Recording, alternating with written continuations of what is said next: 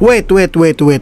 Jadi gimana tuh? Ada seorang warga biasa yang bekerja sebagai sopir online. Dia melaporkan kejahatan seorang oknum aparat. Tapi setelah melaporkan, dia jadi tersangka pula.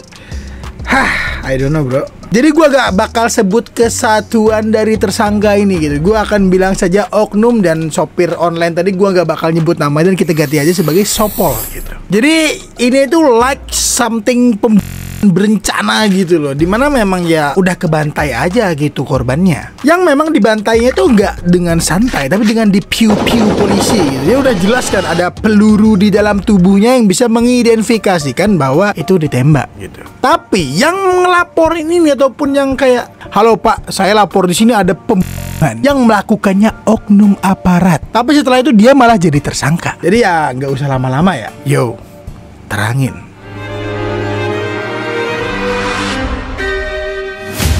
Muhammad Haryono. Siapa yang nama bapaknya Haryono? Enggak. Jadi Muhammad Haryono ini merupakan pelapor yang kemudian menjadi tersangka. Ingat, gue bakal nyebut nama beliau hanya di awal ini saja. Jadi bagi kalian yang penasaran sama kasusnya, kalian langsung aja cari gitu dengan kata kunci Muhammad Haryono sopir online. Nah, kalau kalian tuh ngelihat hook dan openingnya tadi tuh kayak, ya kenapa dia bisa jadi tersangka gitu kan? Ya udah, sini gue jelasin. Sebelum masuk ke kasusnya, gue minta kalian dengerin gue, dan ini adalah sebuah disclaimer gitu. Dimana di video kali ini gue tidak akan menyinggung kepolisian, aparatur negara, bagaimana kerja polisi, bagaimana kerja pemerintahan. Gue tidak akan menyinggung sama sekali, dan gue tidak memihak satu dan lain hal gitu, ataupun kayak memihak ke aparatnya, ataupun si oknum tadi, ataupun ke sopirnya. Gue akan menceritakan saja gitu. Kalau kalian masih kurang jelas dari pembahasan gue, kalian bisa cari di berita-berita tuh banyak banget, tapi emang tenggelam aja karena kasus lain gitu. Jadi di sini gue tuh sangat setuju apa yang sudah salah itu tetap disalahkan, dan apa yang benar itu didirikan agar terlihat lebih benar lagi gitu. Jadi gak usah lama-lama, kalian udah paham kan, kayak kagem gitu kan. Jadi langsung aja kita masuk ke case-nya. Oke, let's talk. Jadi kasus ini terjadi di Palangkaraya, tepatnya di Kalimantan Tengah. Ya mungkin bagi kalian tidak tahu, Palangkaraya itu merupakan ibu kota yang berada di Kalimantan Tengah, ataupun salah satu ibu kota yang berada di Kalimantan. Karena Kalimantan itu terbagi menjadi 4, Kalimantan Tengah, Timur,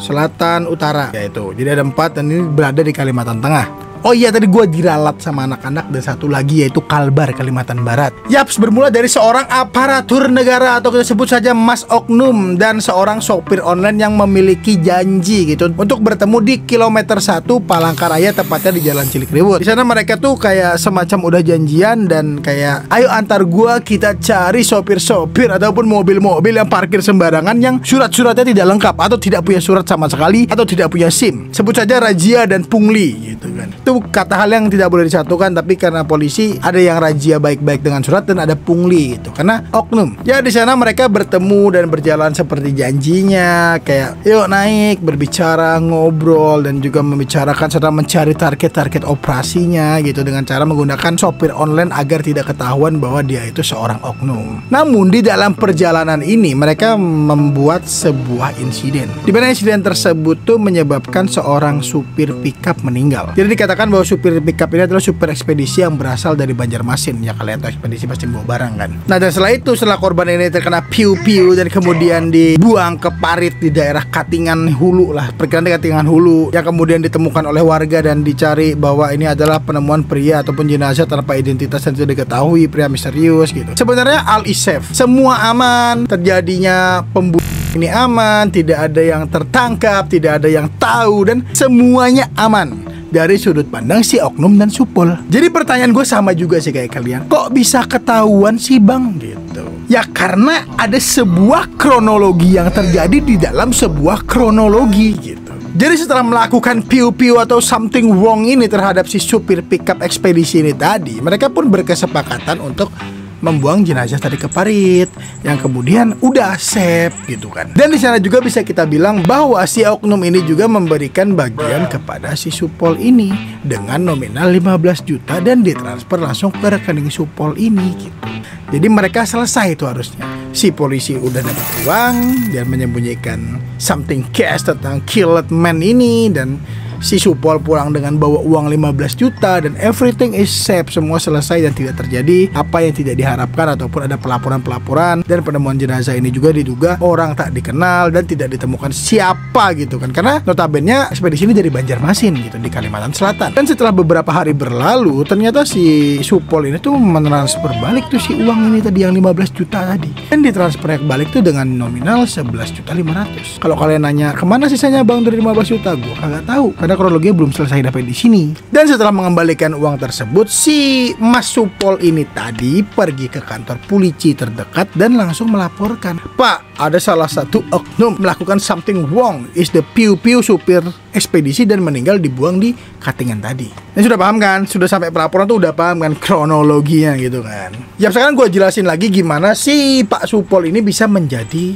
tersangka. Menurut kepolisian, serta setelah si oknum ini ditangkap, si oknum juga memberikan kesaksian bahwa dia melakukan hal tersebut tidak seorang diri dan tidak dalam kondisi paksaan dan tidak dalam keadaan tidak berkelompok. Jadi case ini terjadi akibat persetujuan dua orang tadi antara Supol dan juga si oknum ini. Paham? Ya diantaranya dia tuh membantu membereskan jenazah, kemudian ya dengan cara membuangnya ke parit tadi. Lumayan panjang, jadi kita baca sedikit-sedikit ya. Jadi dibuang di wilayah Katingan dan membantu pula dalam memindahkan senpi. Jadi senpi itu pada awalnya ditaruh di dashboard mobil yang kemudian disembunyikan di bawah jok mobil, kayak ditaruh di bawah tempat duduk gitu loh. Nah lalu si Supol ini juga membantu membersihkan noda darah si korban dengan mengambil dari genangan air di arah Katingan dan juga Palangkaraya. Jadi kayak genangan air becek gitu, licakan nah bahasanya itu, diambil, dibersihkan dan digisikan. Dan setelah itu si Supol ini juga membawa mobil si korban ini yang berupa pickup ini tadi ke tempat cuci motor dan membantu menurunkan barang-barangnya. Ngerti? Dan akhirnya something itu,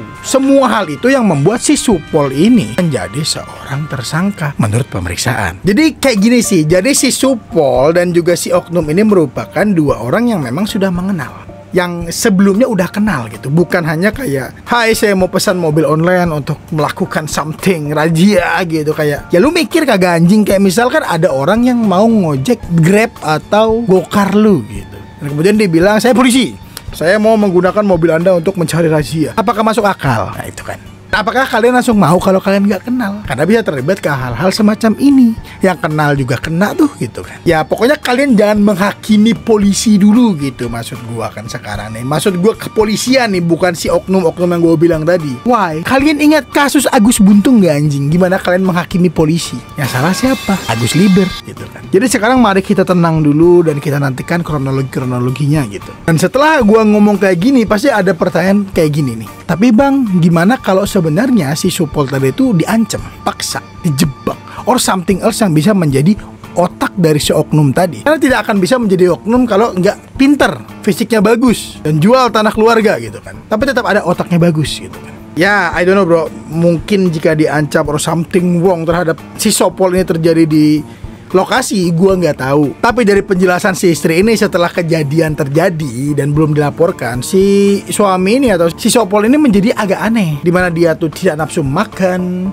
terus ya nggak mau makan lah intinya tuh, kayak susah gitu. Terus tiba-tiba bisa nangis sendiri, bisa ketawa sendiri, like ya orang kena mental gitu loh. Ya kalau misalkan ditanya, gue nggak bisa beri spekulasi yang benar karena gue bukan polisi gitu kan. Ya hanya mereka dan Tuhan yang tahu sebenarnya. Kalau pendapat pribadi gue sebenarnya kalau di Kalimantan itu sudah banyak sekali oknum-oknum yang kayak bekerja sama dengan warga biasa. Apalagi dalam antri bensin, antri solar, like that gitu, banyak. Cuma kalau sampai kasus di piu-piu ini kayaknya baru ini gue tahu gitu. Kalau masih bertanya kayak pendapat gue gimana gitu ya, nggak bisa berpendapat dulu karena bukti udah ditemukan, sidik jari pasti ada, dan dari pengakuannya pasti kayak dikulik-kulik terus gitu kan maksud gue. Ya pokoknya kita nanti akan aja gimana kelanjutan dari berita ini gitu. Tapi yang pasti kalau misalkan ada oknum yang menjebak warga tuh nggak tahu ya, karena saya berharap di Indonesia itu bagus gitu, nggak ada yang kayak gitu, kasus-kasus kayak gitu, polisinya baik semua gitu kan. Kalau oknum jahat tapi sekodim. Ya doa gue semoga penyelidikan bisa dilanjutkan lebih baik lagi dan tidak ada something wrong yang terjadi, penyogokan or something, atau tiba-tiba si oknum ini dibebaskan karena tidak bersalah dan menuduh si Pak Supol, I don't know gitu kan. Cuma ya yang terbaik aja sih gitu.